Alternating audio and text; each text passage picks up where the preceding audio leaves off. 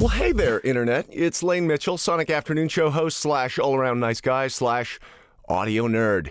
Here to share a little drum production technique that I thought you might find kind of interesting. This is something that's been going on for probably 30 years. Check it out. Okay, let's start with a basic drum beat.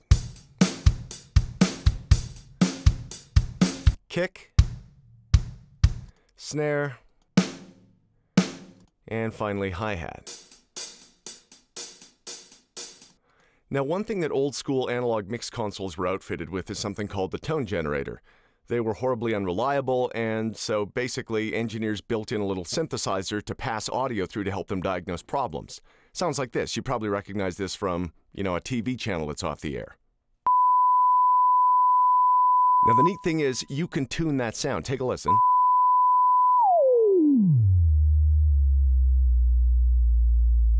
That's pretty deep. In fact, if you're wearing headphones, you're probably not even hearing it. Now, what if we could send a burst of that noise through every single time the kick drum hit to supplement the kick, something to layer it? Well, we can with something called the noise gate with a sidechain. Here we go. Check it out. Now, let's add that to the kick. That's pretty deep. If you've got a subwoofer, your pant legs are probably rattling a little bit every time it strikes. Kind of neat.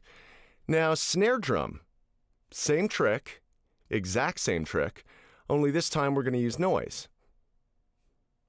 Here we go. Yeah, noise, just basic, regular old static. Nothing real special here. The sidechain will be the snare, so every time the snare hits, we'll get a little burst of noise.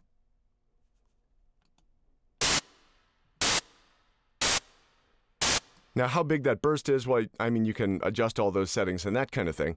But again, you listen carefully to that little burst of static. It almost kind of sounds like the beads hitting the bottom of the snare drum. Conveniently enough, that is a sound that sort of disappears in the mix a lot of times. So if you want to supplement with that, well, it's a great way to add a little crack to your snare drum. Now, obviously, I'm exaggerating this a little bit, to make it easier to hear, but you put it all together, and all of a sudden you've got a drum beat that is significantly fatter.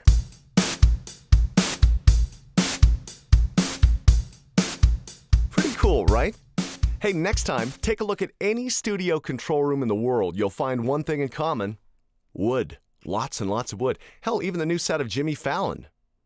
What's the deal? Did they all have the same interior decorator? Not quite. It all goes back to 1974 and a physicist by the name of Manfred Schroeder. We'll talk about that next time. Thanks for watching.